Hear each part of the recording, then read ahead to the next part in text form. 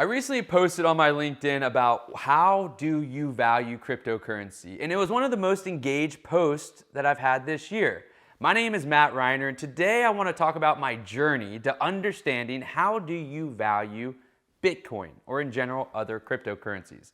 And recently, I was at a conference that helped me get some clarity, not full clarity yet, but some clarity on the value of Bitcoin and how to put a nominal amount on what it's worth.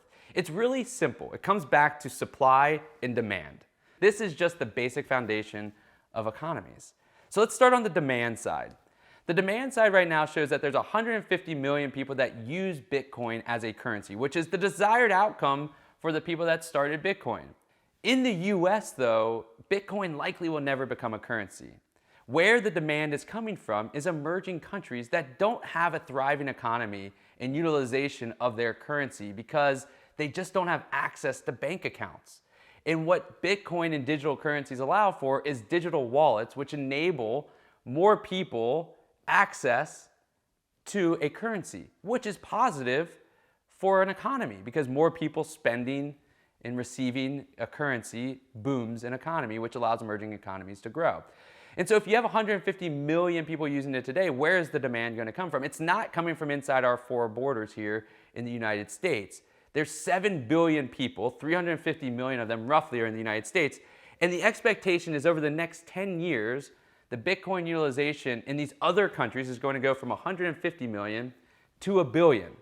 So in that side, we see the trajectory of demand going higher, one side of the economic equation. The other side is the supply side. There are only 2.1 million Bitcoins around, and they're going to run out over the next, call it 20 years, which means that your supply is constrained and the release of new Bitcoins is going to be gradual over time.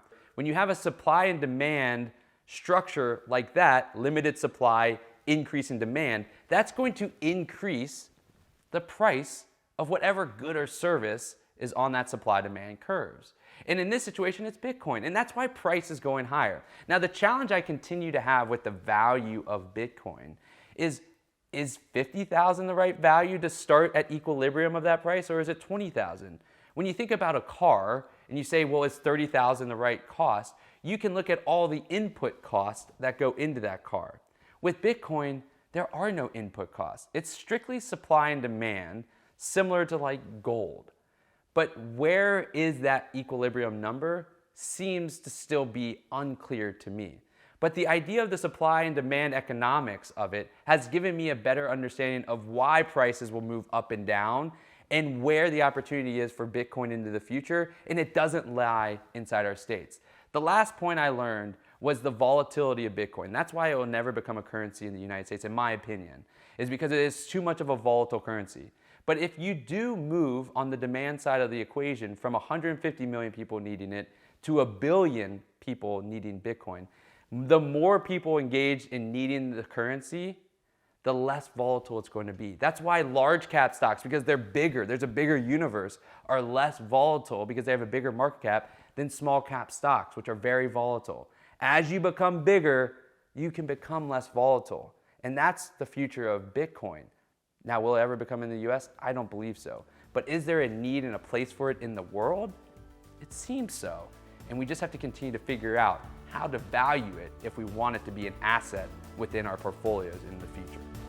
If you haven't already done so, subscribe to this channel now to continue to get alerts on all the new content that we're putting out. And if you want more written and podcast and video content, head on over to mattreiner.com. That's MattReiner.com.